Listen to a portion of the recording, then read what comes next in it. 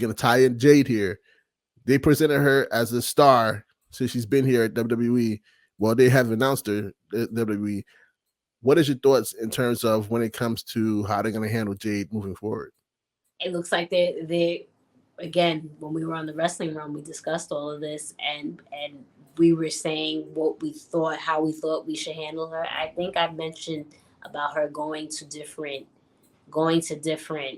Whether I mentioned that there or mentioned that to you when we were texting, I love that they're having her go to each brand. Right. And so you felt differently, but I felt No, I didn't mind the different brand stuff. no, but there was something that you said in particular that we were like back and forth with. I didn't like. I thought that the way I was looking at it is, I understand the brief introductions of her, like showing up backstage, showing her with Sean. I just wanted her. That was it. They showed her like for like that, like a quick second. So I wanted like a follow up in the same night, at least how interacting backstage, this and that, and third. Right.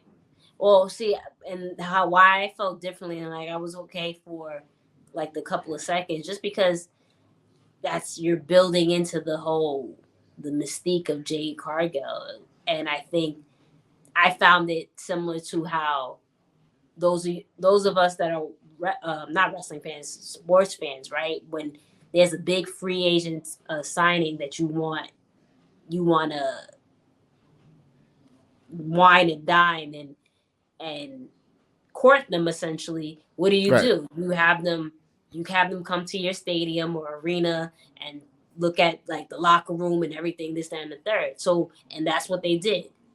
Went for Fastlane, she met Triple H, right? And he alluded to like him getting ready to show her around. Same thing when she went to NXT. Shawn Michaels greeting her and let me show you around. I love how they're making her literally a big thing. It's a big signing. Right. It's literally a big signing in the sense of the wrestling world, but playing off when it comes to presentation. No. Like with sports, how a big signing, how you would treat them. So I love that they're doing that. I don't think they have to rush into anything, especially no, they shouldn't. Right, because here's the thing. Now taking a step back from Jade, but just the women's wrestling, like the division. I'm not sure. Again, I haven't been watching consistently, so those you guys can tell us who's someone to pay attention to. But I just feel it's very stagnant. Again, and this is not to say, with Mercedes and Trinity leaving, but yeah, it did leave a hole because now there's who is it that we're supposed to get behind? I know you have Damage Control with Bayley, Io Sky, and Dakota Kai. That's freaking tongue twister. Io Sky, Dakota Kai. Anyway, I know you have them, but Dakota's injured, right? And Io's the champion, but I'm looking at just who's the one that should be in the forefront, because it seems like Bayley's still the one in the forefront. I don't know if there's going to be a feud between those two, or that's what seems like it. Seems like what they're going to do. But outside of that, I just don't really see anyone that they're really trying to push. You have the same old with Charlotte, Asuka. I know you have Tegan Knox playing this Chelsea Green. But Chelsea Green is in the tag division. I know. You're talking about singular. I get you. Nia Jax just came back, so there is no. I mean, and I completely forgot Rhea. Rhea's definitely doing her thing. Shayna Baszler. Yeah. Rhea Ripley is definitely doing her thing, so you can't forget about her. But at the end of the day, she's on Raw, so I feel like there's no consistency when it comes to this women's division. So right. Like we just said, I do feel they should take their time with Jade, because I feel like they need to establish what's going on with the division before you just bring in this big signing. Right. So I agree with that part. In terms of creative, they definitely need to take their time. She has to learn the new style. We always talk about this. AEW and WWE do not have the same style. Mm-hmm. So she has to come in and really, I hope they put in the proper people around her to prepare her for the different style that they do.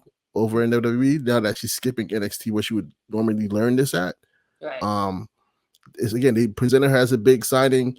Currently, there's two parts to that. I talked about this on Twitter a bit when I was like, all right, we're doing podcasts. I'm gonna start talking, see how I feel on the socials.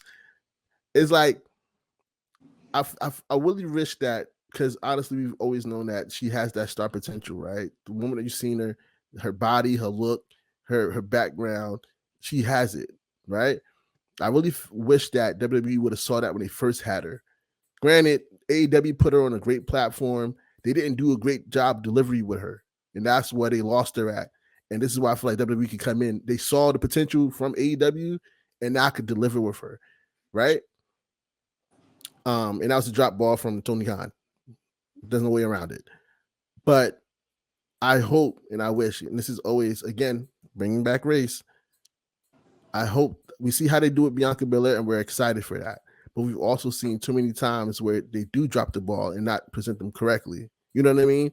I hope that they do see the value in her and how great she is, and not just a propaganda of like, we're gonna make her look big and then make her fall to Charlotte Flair. You know what I mean? Like too many times we've seen that. Yeah. Men and women's side, the men and the women's side. So that's always been my fear. So when that happened, I'm not gonna hold you. I was excited for her, get the bag, get the recognition. You're gonna be on the biggest platform, but at the same time, right. I'm hoping that they don't drop the ball with her like they did with so many others that scarred us for so many times. We mentioned Charlotte again. I haven't been watching wrestling like that in its entirety these past few weeks, past month or so. But it's just with her. I feel like Charlotte's finally in a position where, I guess it'll be a big time match for her and Jade to square off. But it's coming. The episodes that I did watch, it seems like they're finally having her not in the forefront. Does that make sense? Again, I know because she's in the title picture again. She in another title shot. So never mind. Those of you that are listening, watching, never mind. It came off as like, all right, maybe she's not the one that's running the division. Because in that triple threat, she should never been in that triple threat. She got put in the triple threat. See, and then now they're saying that she's gonna face Io this upcoming Friday. Oh, you see, never mind. I have not been watching because I was just like, oh, okay, she's kind of been in the background because they're trying to make her a face. They're trying to make her a face, but like even when she did this. So I'm pretty sure you did see SmackDown. So SmackDown, she came down and made the save for, I can't remember who it was. Damage Control was jumping somebody, and she came down to make the save. I can't remember who it was. She came down to make the save, and she's running down the ramp with some platform hills. So you're not running that fast to be catching up to go help whoever you're trying to help out.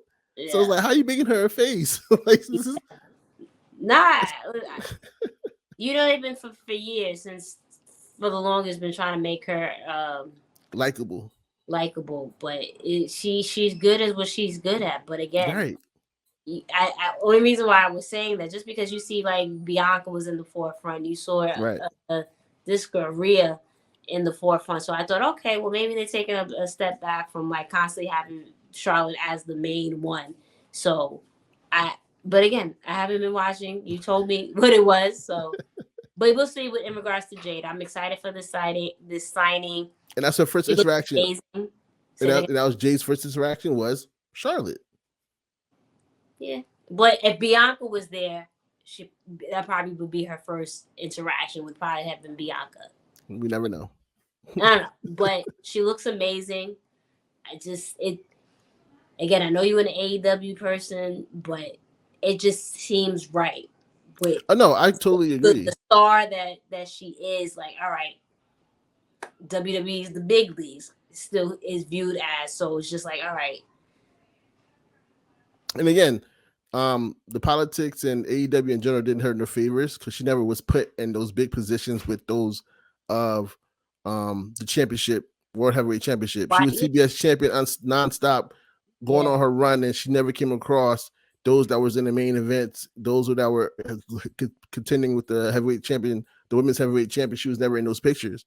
You know what I mean? Yeah, you had her as the TBS champion. And she was dominant. That was a great role for her, but it had to play off somewhere. And on top of that, though, it's like, all right, no matter how much you slice it, like that's their mid card title. Right. So if she's this big star, why wasn't she going for the women's title? So, again, hopefully we'll see it's a little bit different with WWE. And she got the most important thing for her, she got the bag.